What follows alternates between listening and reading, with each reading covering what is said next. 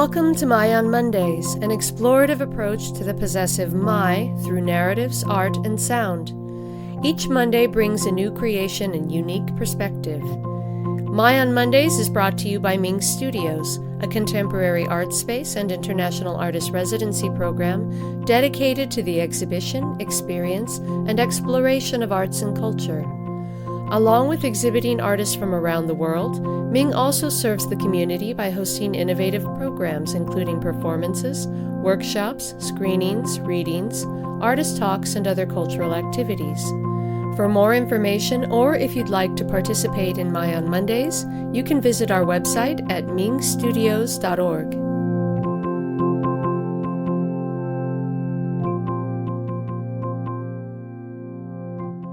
Hello and welcome to the 133rd episode of My on Mondays. May is EDS Awareness Month.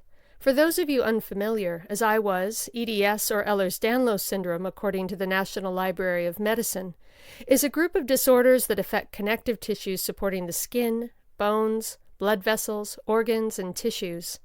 Defects in these connective tissues cause symptoms which range from mildly loose joints to life-threatening complications. Our featured guest today is writer, poet, and visual artist Susan Lasater. Susan earned her Bachelor of Visual Arts at Boise State University and is a recipient of grants from Backyard Artists and the Alexa Rose Foundation. She's also a previous contributor to My on Mondays in episode 118. Around Boise, you can find Susan sketching performers at readings or writing poems about art shows while sporting a back brace and carrying a lumbar pillow. Her piece today is a shout-out to all the medical zebras and anyone whose pain has been dismissed or not believed. A bit of comic relief for a patient in the hands of a broken healthcare system, titled My Advice on How to Discuss Pain with Your Doctor. My advice on how to discuss pain with your doctor. 1. First of all, don't go to the emergency room. Instead, find a physician based on 5-star reviews, specialty, and proximity to your home. Schedule and wait.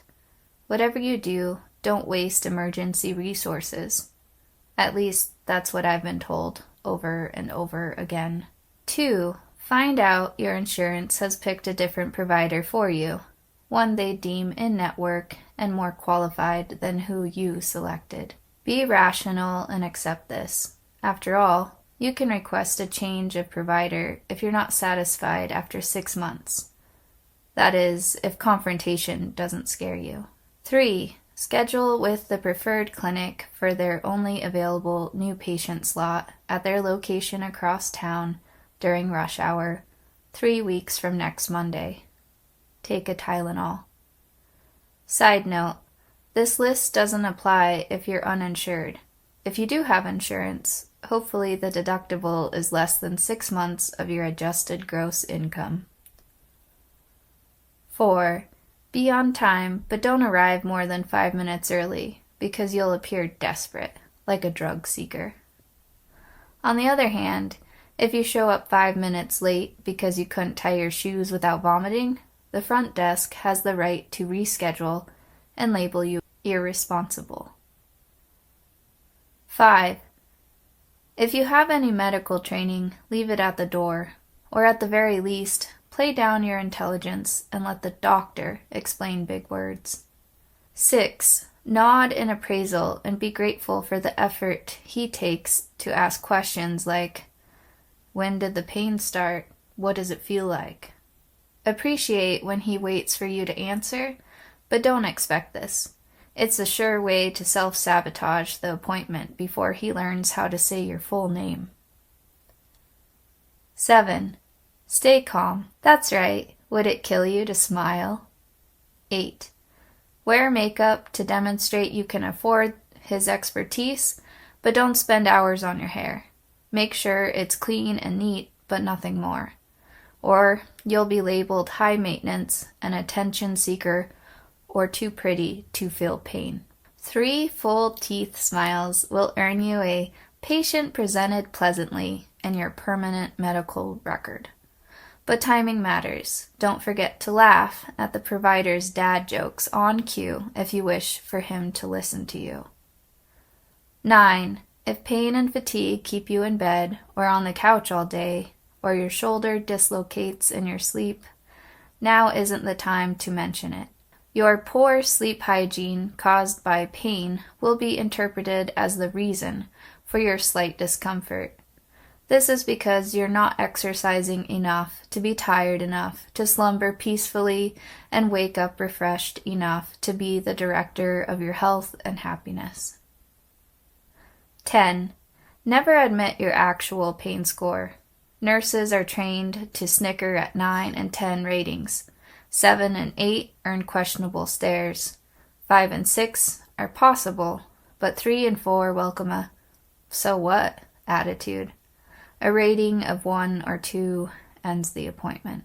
11. Be prepared to name people in your life who don't have pain. Allude to Jackie in accounting, who doesn't need ice packs to sit at her desk. Mention how you work the same hours as John and Ashley, but they're able to party in the evenings and all weekend, while you spend your time tethered within the radius of a plugged-in heating pad. 12. When this fails, list the ways the pain impacts the men in your life. Examples include: A. Male partner can't get a full night's sleep because at 3 a.m. you switch out ice packs for heat, stretch, pace, and poison the air with menthol-infused muscle rubs. B. Men in the home are starving because you can't lift the groceries or push a cart, so you failed to stock the fridge for them. C. Male coworker picked up your slack and attempted to make coffee at the office. He suffered an electrical shock. Subsequently, he resorted to McDonald's drive-thru brew and sustained scalding injuries to his inner thighs. No one at work got their morning coffee. D. Another male offspring, forced to help with laundry, pulled a muscle emptying the dryer and needs matching socks for a party this weekend. E. Basically, say anything that is an inconvenience to men that you could solve if you didn't have this lingering pain. 13.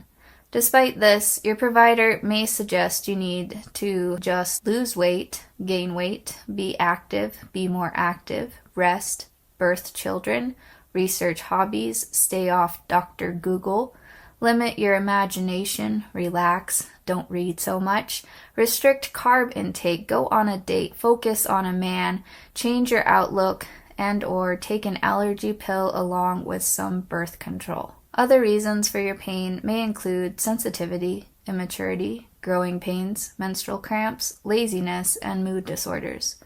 If you don't already have a therapist, you'll earn a referral by the end of this appointment just for mentioning pain. 14. Always have a goal for what you'll do once the pain is managed. Don't say, when the pain stops or is cured. That's extreme thinking and too much pressure on the provider. 15. Do not speak this phrase aloud. I can't live like this. It's unbearable. I can't keep living with this pain. If you say this instead of medical attention, you'll receive a private room with all curtains, towels, and picture frames removed. Men, trained in arm bars, restraint, and inspection, will visit you on the hour. When they ask, "How's your day going?" they may sound friendly, but they're only asking to distract you as they rummage through the waste bin for weapons. 2 guards are required in case you spontaneously overcome the pain and jump at one of them in a surprise attack from the counter built for hand sanitizer, generic Kleenex, and female organ models. Basically, don't be dramatic by offering your opinion. 16. At this point, your doctor could examine possible causes, order imaging or lab tests, or look you in the eye. But it's more likely he will say, "Stop comparing yourself to Jackie, John, and Ashley and take an ibuprofen." The receptionist will schedule you for a follow-up in 2 weeks, after you fork over a copay. 17. Who you are and how you act will determine your doctor's bandwidth to listen to your complaints of pain.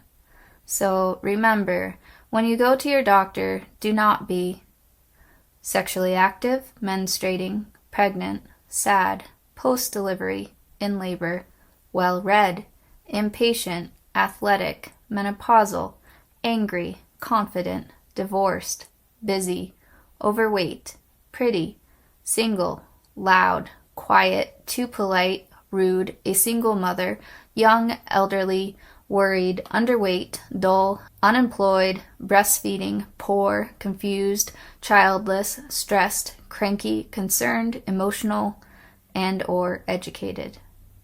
Most importantly, don't be a female in pain. P.S. For the next attempt in your health journey, bring a friend who has a busy schedule and views it as the doctor's job to believe you, so you can both get back to your lives. Studies show this is more successful if the companion is a white male and owns a suit.